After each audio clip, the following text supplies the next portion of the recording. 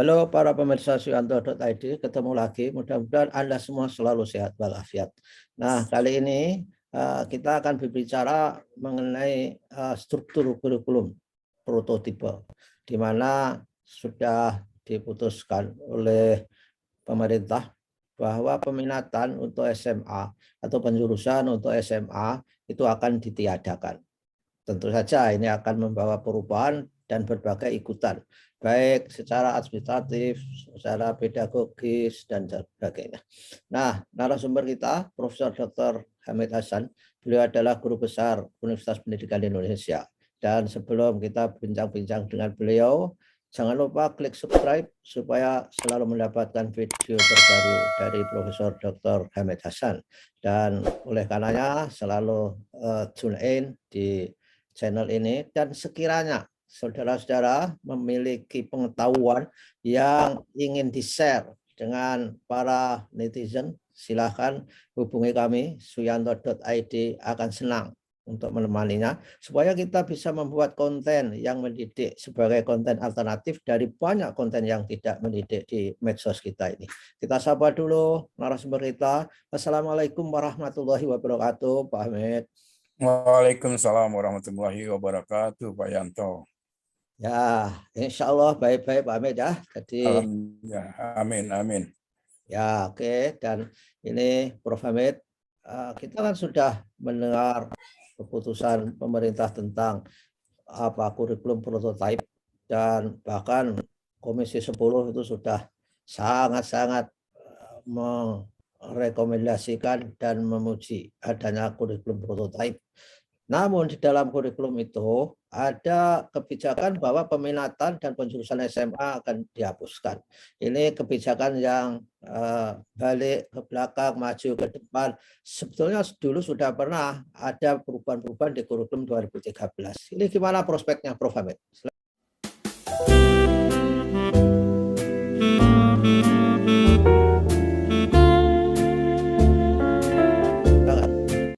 Ya, baik, terima kasih Pak Yanto, terima kasih para pencinta suyanto.id. Mudah-mudahan kita bisa berbagi informasi dan bermanfaat bagi kita semua. Ya, mengenai pertanyaan Pak Yanto tadi, ini sebetulnya maka kita harus hati-hati, para pejabat itu harus hati-hati ketika bicara begitu ya. Sebab jangan hanya, ini kan sepertinya oposan terhadap apa yang ada gitu. Semua yang ada Ya. tidak itu kan. Nah, kurikulum itu kan berdasarkan definisinya itu bukan hanya pengaturan mengenai tujuan, tetapi juga pedoman pelaksanaannya. Nah, di dalam pedoman pelaksanaannya tentang SMA itu kan memang tidak ada lagi jurusan. Jadi itu sudah tidak ada, tapi kita ganti peminatan. Ya. Nah, mengapa peminatan? Karena orang harus punya mau apa dia. Kalau dia mau belajar lebih lanjut, mau apa? Nah, kan karena itu maka ditetapkan silahkan berdasarkan kriteria-kriteria tertentu dia memiliki minatnya kemana ya. Nah, tetapi karena bukan jurusan dia juga boleh lintas minat. Sehingga dengan demikian katakanlah kalau saya punya minat pada IPS, saya mengambil 3 mata pelajaran dari 4 yang ditawarkan di situ, sejarah, geografi, ekonomi, sosiologi, ya. Nah, saya boleh mengambil 3. Satu lagi saya mengambil umpamanya di bahasa, atau saya mengambil di matematika kalau saya senang pada matematika. Nah, sekarang kan kalau kita dengar yang dikatakan di dalam kurikulum prototipe kan sebetulnya itu juga. Ya. Ya. Dia silakan mengambil mata pelajaran itu, memilih mata pelajaran itu, dan boleh mata pelajaran itu tidak hanya dalam kelompok IPS atau kelompok IPA dan sebagainya yang mereka namakan, tidak ada lagi kelompok itu. Ya, itu kan masalah organisasi, tetapi kan masih tetap ada sejarah, geografi, ekonomi. Nah, sejarah memang tidak dimasukkannya lagi, tapi geografi, ekonomi semua ada, matematika ada, semua dan sebagainya silakan. Dan orang juga bisa memilih, tidak terbatas pada pembagian disiplin ilmu seperti begitu kan. Jadi konsep dasarnya sebetulnya sama. Ya. Karena itu maka supaya tidak menjadi kebingungan publik, ya sebaiknya ini diungkapkan dengan hati-hati gitu Ya, kan ya. ya. Jadi pada dasarnya juga mereka harus mengambil beberapa mata pelajaran di satu kelompok dan kemudian mengambil mata pelajaran lain di kelompok lain dan sebagainya gitu kan. Nah, Ya, jadi ide dasarnya sama. ya, ya. Ya, lah. Hanya masalah labelnya yang dia tidak pakai gitu kan. Nah, kalau masalah label yang tidak dipakai ya itu kan persoalan lain gitu kan. Tapi Ya. apa yang diambil anak itu bukankah itu minatnya? Hmm. Kalau seorang, oh saya senang biologi, saya mau belajar biologi. Oh, tapi juga saya senang matematika, saya mau mengambil matematika. Dan kemudian, oh saya senang bahasa Jerman, saya mau mengambil bahasa, apa itu bukan minatnya? Ya, ya, betul. Itu kan minatnya, kan? Kan tidak dipaksakan. Anda harus belajar ini. Kan tidak. Ya, Silakan betul. dia memilih.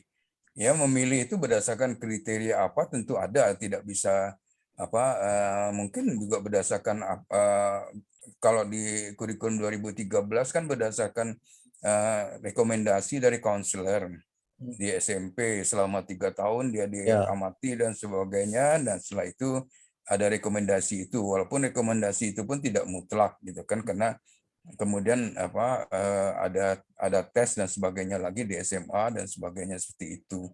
Nah, kemudian dia pun masih punya pilihan untuk dari 4 itu bisa mengambil 3 gitu kan, seperti itu. Kalau dia dijalurkan pada peminatan IPA, dia maka bisa mengambil biologi, fisika, kimia, tidak mengambil matematika, atau mengambil matematika, biologi, fisika. Itu kan berdasarkan minat dia juga gitu kan. Nah, sekarang kan begitu juga, hanya tidak ada disebut ini IPS, ini IPA dan sebagainya. Ya, tetapi kan sama. Ya, ya. seperti Jadi yang ada di Pak Med, yang ada disediakan menu kurikulum, seperangkat kurikulum. Mereka tidak menyebut kelompok apa, terserah. Siswa bebas mau milih dari daftar menu itu. Nah, ini kan implikasi berikutnya itu di lapangan untuk melaksanakan itu kan belum tentu terdukung oleh infrastruktur maupun SDM, Pak Ahmed. Ini saya kira merupakan kendala yang mengkhawatirkan nggak ya, Pak Ahmed? sangat mengkhawatirkan, karena dulu sebetulnya pada mulanya kurikulum 2013 berpikirnya begitu. Ya. Kita silahkan, kita ada menu IPS, ada menu IPA, ada menu bahasa. Silakan anak mau ngambil apapun secara ini random, bukan random berdasarkan minatnya, bisa saja satu begitu kan. Dan kita undang pada waktu itu kepala-kepala sekolah, bicarakan ini bagaimana, manajemennya bagaimana, termasuk dengan waktu itu dengan direktur SMA juga ya. Nah, saya masih ingat Pak Haris pada waktu itu direktur SMA-nya. Nah, mereka kepala sekolah itu angkat tangan. Wah, ini manajemennya bukan main. Kalau di sekolah kami itu manajemennya itu sudah semuanya dengan computerized katanya. Dan itu sudah ini mungkin agak mudah. Tapi kalau dengan manual Pak, ataupun tidak link, tidak berdasarkan web, kalaupun itu komputer tapi satu-satu stand alone, itu dia bilang ini Masya Allah. Ya. Kami tidak akan sanggup melakukannya. Ya. Nah, karena itu maka kita mundur, ya kita mundur, tidak melepaskan seperti itu. Jadi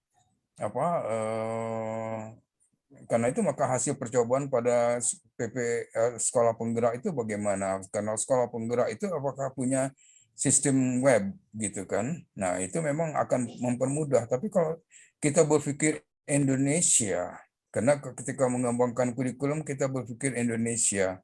Dan di Indonesia itu kita tahu, kalaupun dia sudah punya komputer saja sudah hebat, apalagi kalau itu dalam satu sistem, ya, itu akan percaya dia akan hancur-hancuran. Ya, Pak Ahmed. Jadi kita kalau punya kebijakan itu jangan berpikir di langit, harus berpikir di bumi juga, Pak Ahmed ya. Oh iya.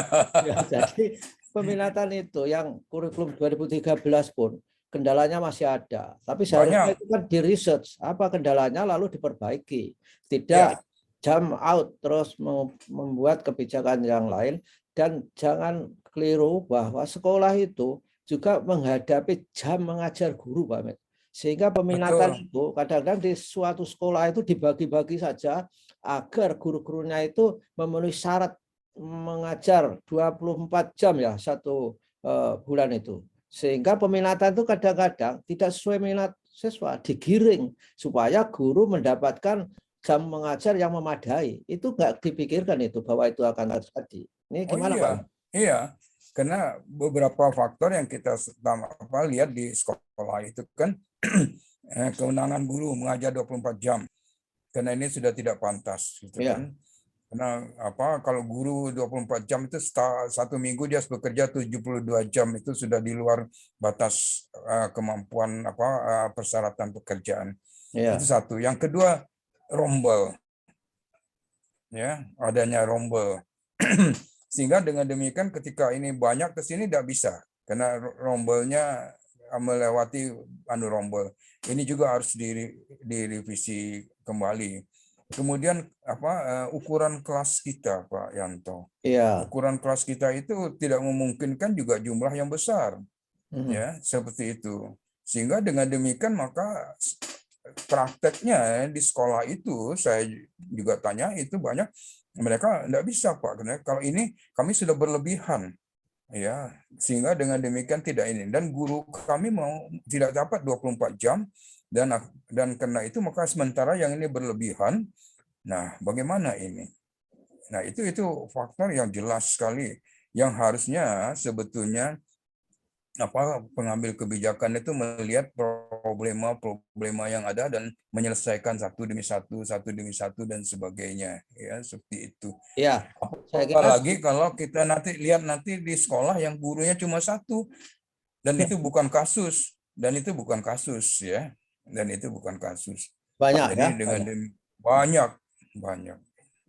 Ya, saya kira setiap inovasi kurikulum, Pak Amit, kalau kita sosialisasikan di sekolah-sekolah, justru pertanyaan pertama itu, bagaimana jam mengajar saya? Cukup nggak? Itu saya kira pertanyaan yang wajar itu, dan karena persoalan life or death dari seorang guru, itu kalau nggak mengajar 24 jam, tunjangannya nggak bisa dibayar, saya kira itu kan harus dipetakan dulu, Pak Amit, saya kira ya, untuk Iya, membuat bahwa oke, kurikulum yang prototipe ini akan tidak memiliki masalah dilihat dari load mengajar para guru itu. Nah, dulu iya. ketika itu Pak Amit, zaman menterinya Mas Anies itu dulu kan kurikulum 2013, kemudian balik lagi ke kurikulum sebelumnya. Itu saja kan kurang jam mengajar, sehingga saya mengusulkan jam ekuivalensi, sehingga guru diberi tugas-tugas supaya ekuivalen dengan jam mengajar. Saya kira perlu nggak Pak Amit ini hal-hal seperti itu untuk dijadikan sebagai exit clause terhadap kebijakan yang tidak bisa berjalan akibat terkendala oleh beban mengajar guru. Mungkin nggak Pak Amit? Saya kira itu justru harusnya menjadi solusi, karena di perguruan tinggi juga kan kita pakai ekuivalen. Sehingga dengan demikian satu minggu orang harus mengajar 42 jam. Dan kalau 42 jam dengan demikian maka persiapannya berapa jam? Mengajarnya sendiri berapa jam? Konsultasi berapa jam? Memeriksa beberapa jam. Nah, ini menghasilkan ekuivalensi 42 jam. Mestinya begitu. Ya, tapi saya yakin pemerintah tidak akan mau membuat itu karena jumlah guru kita makin besar kurangnya. Iya. Nah, dan pemerintah makin tidak berani mengangkat itu. Padahal kita diminta bersaing ke Finlandia, kita bicara Finlandia sekolahnya. Nah, gurunya tidak boleh lebih dari 14 jam mengajar di Ya. sana. Tapi kemarin ada yang studi banding ke Finlandia, Pak Amit. Mudah-mudahan ada hasilnya. Mudah-mudahan jangan hanya melihat hasil akhir gitu ya. Lihat apa yang Ya, terjadi di dalam ya. soal itu. Mereka makan siangnya bahkan dijamin oleh pemerintah. Saya Ya. kan ke sana, saya pergi Ya. ke sekolah-sekolahnya. Ya, Jadi, ya, jadi bukan hanya baca. ya, betul. Dan yang lebih krusial lagi adalah persoalan culture kan Pak Hamid, dan itu nggak bisa dibangun setahun 2 tahun. Di Finlandia itu culture anak yang sudah otonom, dia tahu apa yang minatnya. Kadang-kadang kita kan anak-anak kita kan nggak tahu apa minat dia, apa yang harus dipilih. Ini kan masalah juga Pak Hamid. Yang saya tahu itu Pak Yanto, siswanya itu tahu tentang kurikulumnya. Jadi Ya. bukan gurunya saja.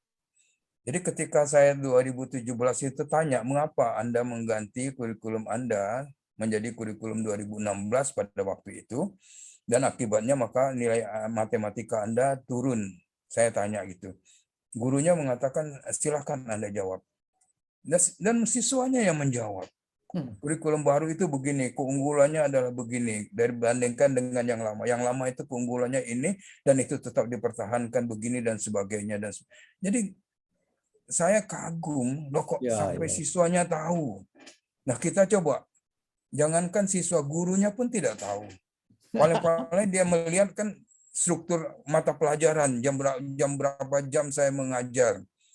Beda KD dengan pokok bahasan saja banyak tidak tahu. Pelatih juga tidak tahu. Nah, ketika saya tanya, tapi kan nilai matematika Anda turun. Dari apa jawab anak itu? Pendidik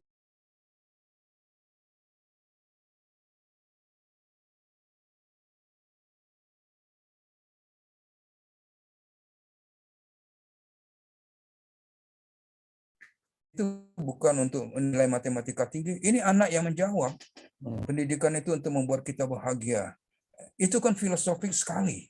Iya, iya. Oh. Jadi ini the whole system itu bekerja. Guru terlatih dengan baik, mereka paham kurikulumnya dengan semua aturannya, siswa paham tentang kurikulumnya, apa yang diharapkan dari mereka, apa yang akan dibawa kemana, dan seterusnya. Nah, kita di mana itu coba? Ya, ya, ya, ya. Dan itu nggak bisa dibangun dalam satu periode kabinet, ya kan, Pak Hamid? Oh iya, bukan satu membalikkan telapak tangan itu. Itu kerja yang sistematis dan terus-menerus, dan itu harus bersama dengan seluruh komponen. Artinya, maksud saya dengan semua komponen masyarakat, ya, dengan pemerintah daerah, dengan organisasi-organisasi yang punya sekolah seperti Muhammadiyah, NU, Katolik, Kristen, organisasi-organisasi lain yang semua punya sekolah ini harus bersatu, dan Ya, mereka yang harus pertama kali mendapatkan pengetahuan tentang kurikulum dan kemudian menyebarkannya seperti ya. itu. Jadi kalau dalam suatu program sebenarnya hanya tinggal 2 tahun, 3 tahun, bercita-cita membangun SDM yang lompatannya luar biasa, itu ya agak-agak mimpi saya kira Pak Hamid ya.